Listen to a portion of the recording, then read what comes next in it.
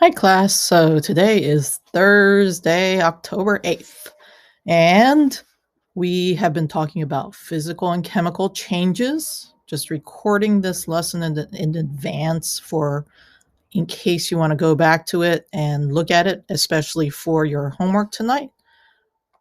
So in class, we shared some ideas about physical and chemical changes that affected our lives. And there are so many that I can't even start to name them, but we talked about a photosynthesis. And here are two boys who are drinking unfiltered, impure water using something called a life straw, and it's able to filter out the microorganisms so that they're able to drink pure water. So the lesson objectives for Thursday, October 8th are you're going to be able to draw a particle model for a physical change. You're going to draw particle models for chemical changes.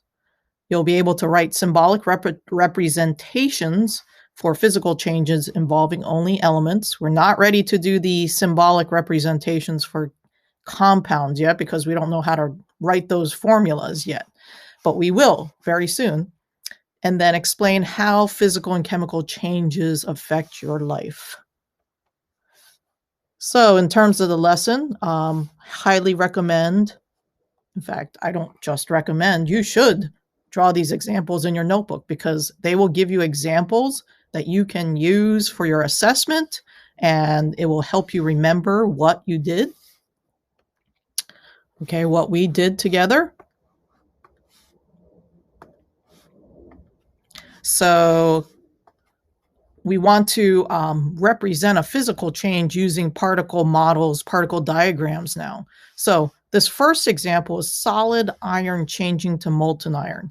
And I showed the melted iron being poured out of this gigantic crucible. And so iron is Fe. It's an element on the periodic table. So macroscopically, the big picture, the world, what happens in life is you see this melted iron being poured out. Now, symbolically, okay, what's happening is to get that melted iron, we're starting with Fe, solid, okay, or you could write solid Fe, and this arrow, okay, here's a new part of chemistry language. This arrow means produces or changes into. And so we're going to have Fe solid turns into Fe liquid. Okay, so that's our symbolic representation using the chemical formulas for iron. Now, later on, we're going to learn how to write these as solid and liquid as well. But our particle model, basically, in a particle model for any change, we want to have a before and we want to have an after picture. So two pictures, before and after. And if you want to draw some kind of box to help define, you can also put your new arrow notation in here. And another box for after. Okay, so before we had solid iron. So solid iron, very organized iron atoms, and they are all the same because this isn't an element. All right, and I drew 9 atoms of iron here. After, if it's Fe liquid, now these 9 atoms are jiggly. Some of them might be more connected than others, but they are on the bottom of the container kind of wiggling around. And you can draw like little arrows like this to kind of show that they're wiggling around. Okay, but before we have solid organized atoms, okay, in a pattern, and after we have liquid, we have these Fe atoms just kind of jiggling around, going all over the place randomly, but they're still a little bit connected. All right, so that's our molten iron physical change. Now notice though, the atoms are exactly the same, right? Before we had iron atoms. In fact, we had 9 iron atoms, and after, we still have 9 iron atoms. The only thing that has changed is state, okay? Change in state of matter, okay? The type of matter, the identity of the matter is exactly the same. All right, let's go on to the next example. So here we see a picture of a glass of water with ice in it. So macroscopically, the physical change that I'm trying to get you to write down here is ice melts, okay? So that's the physical change that I'm looking for in this macroscopic picture, okay? It's a physical change because when ice melts, when ice turns into liquid water, it is still water. Okay, we still have H2O. Okay, it has not changed into something new. So let's try to represent this symbolically and with the particle model as well. So symbolically, water is H2O. H2O, and it starts out as ice. So what's the state of matter for H2O as ice? Well, it's H2O solid. Okay, and that turns into, okay, when it melts, it turns into a liquid. So H2O liquid. Now, if you do not know that H2O is water, memorize it now. Okay, this is water, our life-giving water. So that's our symbolic representation. Okay, for now, our symbolic representation is going to change as we learn more chemistry. But for now, that is our symbolic representation. Now, our particle model, we need to again draw our before and after. Okay, so before and after. So before, and let me draw a box here. Okay, I'm going to draw a box for my after as well. And I'm going to draw my produces arrow right here. Okay, so before, I have H2O solid. So down at the bottom, I need to make some H2O molecules. Okay, those are going to be my H2O molecules. And they have to be arranged very organized. Okay, and do the best you can to organize them and make them look like a solid. If you've seen pictures of this before, oh, that does not look like a single hydrogen, and we've got to make sure these are all connected into molecules. Okay, 2 hydrogens, 1 oxygen. So here I have 7 H2O molecules, and once they become liquid, we want them randomly oriented, right? All randomly. Still a little connected, okay?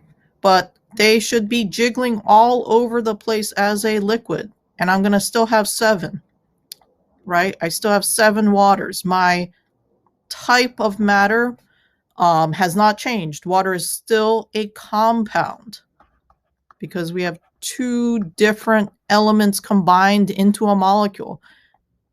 And as we know, matter can't disappear. So I still need 7 molecules of water. Okay, so now my water molecules are jiggling all over the place. Again, you can draw some arrows if you want to help show that. Okay, but we still have 7 water molecules. So before we had 7 solid H2O molecules.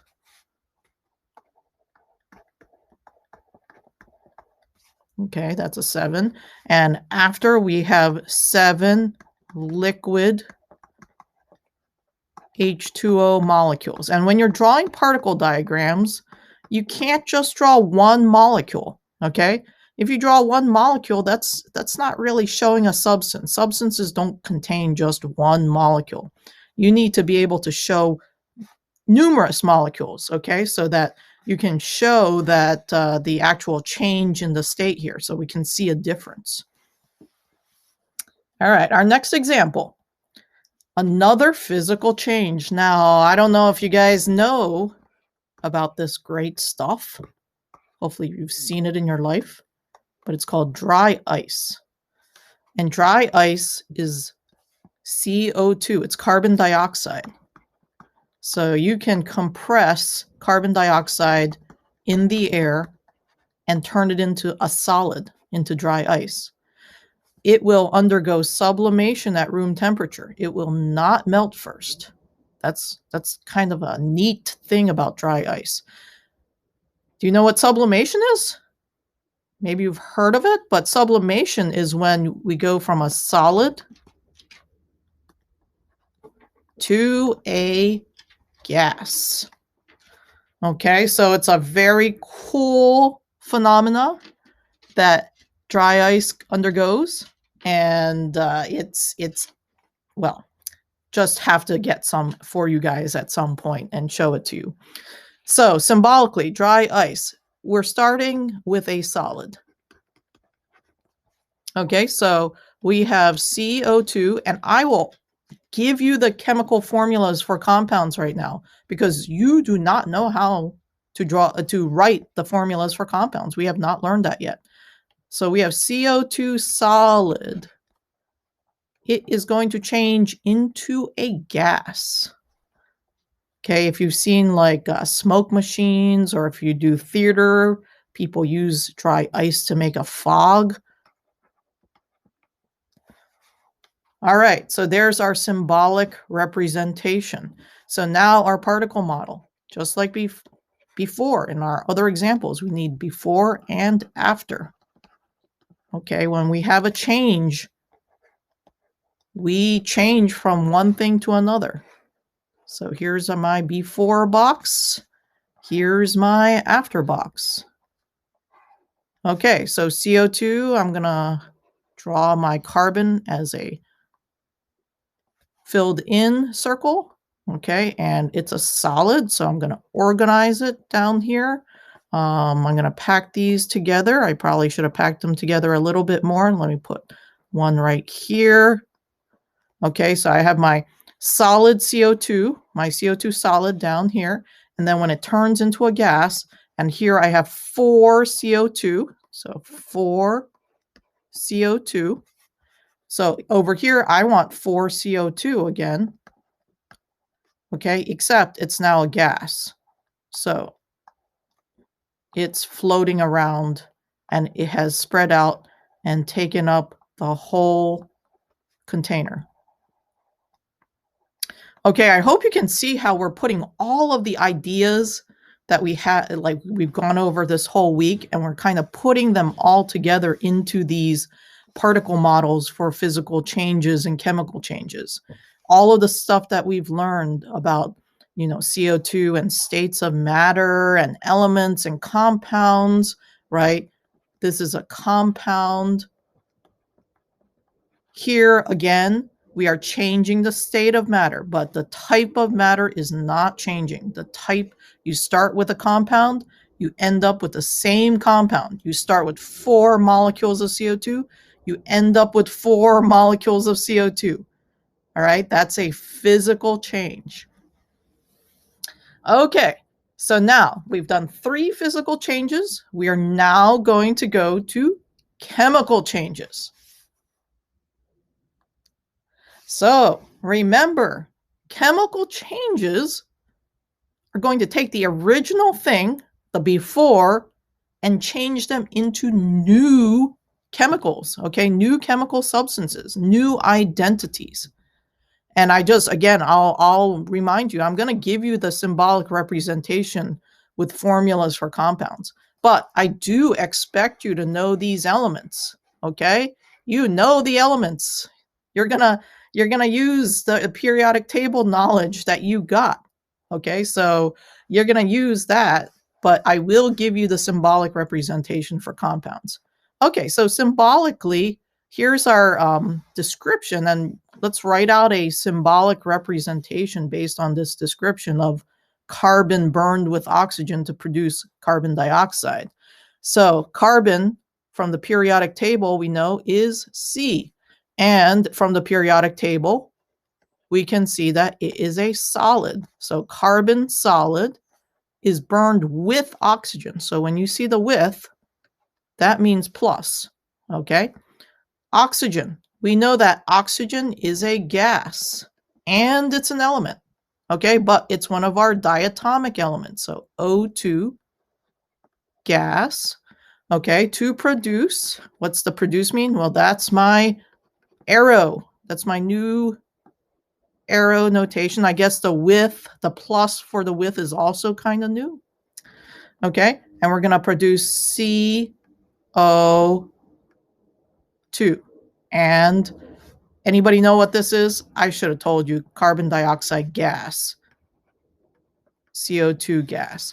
Okay, so there's my symbolic representation. That's putting together a lot of ideas that we have collected this week. So again, here, carbon, we know that it's solid from the periodic table. We know its symbol. Its formula is C, C solid. We know what oxygen gas's formula from the periodic table, and we know it's diatomic, so O2, and it's gas. And carbon dioxide, I give you the formula, CO2, and it's a gas. All right, so the macroscopically, here's the picture, right? That's what we see when we burn carbon with oxygen. See a bright red glow and it turns into a gas. Now our particle model, just like our physical changes, chemical changes have a before and an after. So again, here we're going to draw our before box. And we have our arrow here showing that we are changing. And our after. Okay, so before, the stuff before the arrow goes into the before. So we have C solid, so I need to put some solid carbon. I'm going to put some solid carbon down here at the bottom because it's solid. Okay, and I need some oxygen gas. Now, oxygen gas is going to be floating around. Okay.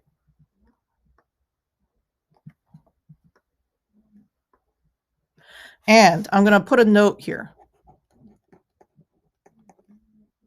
Try to conserve atoms. Try. If you don't conserve atoms right now, I am not going to hold you responsible for this. Okay, but try. Okay, by conserve atoms, I mean try to keep the same number of atoms from before and after. Okay, so now after, well, I have to draw my CO2 gas. So here I have my carbon. Okay. Carbon. Carbon dioxide, CO2, and 2 oxygens. There's my after picture. So before and after. Okay. What's different? Well, let's look at our physical change again. Before I had in our physical change of dry ice sublimating, we had 4 CO2 molecules as a solid. We had 4 CO2 molecules afterwards, and they were exactly the same type of matter, exactly the same substance. For a chemical change, okay, this is chemical. Chemical changes happen. We have different substances, right? We have a new substance being formed, and the atoms in our original substances have rearranged and connected in different ways to form new stuff after the chemical change. All right, so I hope that is clear to you, okay? So we have new substances being formed here. Okay, let's look at one more example, and then you'll get some practice time on this stuff. All right, here's another chemical change. I wish I could do this demonstration for you. It's a great demonstration, so fun. always somebody screams. I love it, but not that I like scaring students, but it's just fun. Symbolically, okay, here's our description. Nitrogen triiodide decomposes into nitrogen gas and iodine solid. So symbolically, what do I want to write? And I should have written this is solid. Okay, so solid nitrogen triiodide. So Ni3, okay, solid. Decomposes. This is another word for produces.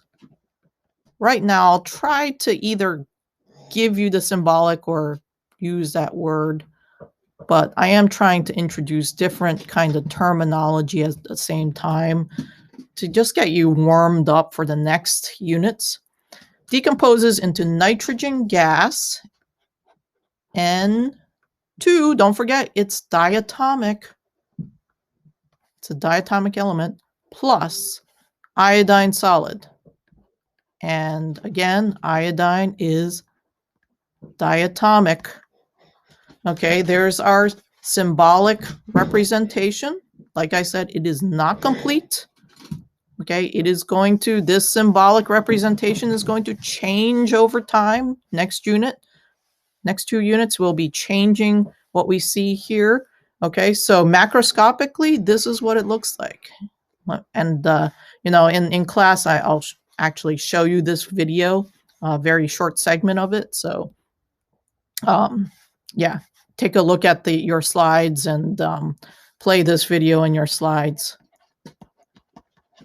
because it's cool. Mr. Torello used to tell me jokes that people used to play, pranks that people used to play with this stuff in the Navy. But anyway, getting off topic here. So the particle model. So just like before, we want to draw our before and we want to draw our after, right? Any change has a before and after.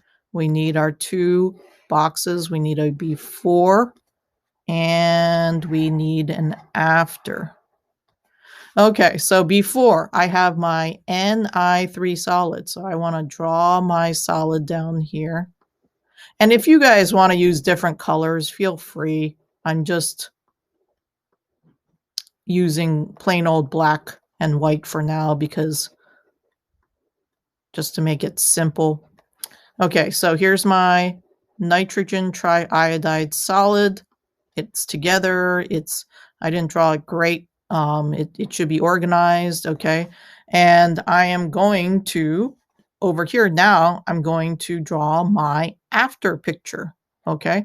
So after, I have nitrogen gas, okay, my nitrogen. And I suppose we should always make a key, okay? And this equals my I. So after, we have that, okay, and iodine solid. So I need to show that on the bottom here.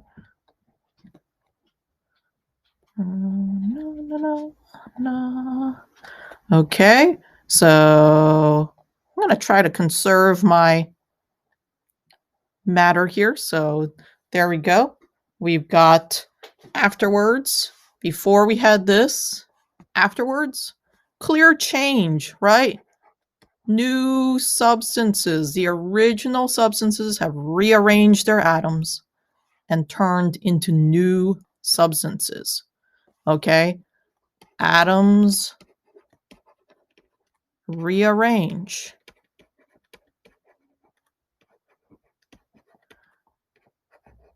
They are changing who they are bonded with.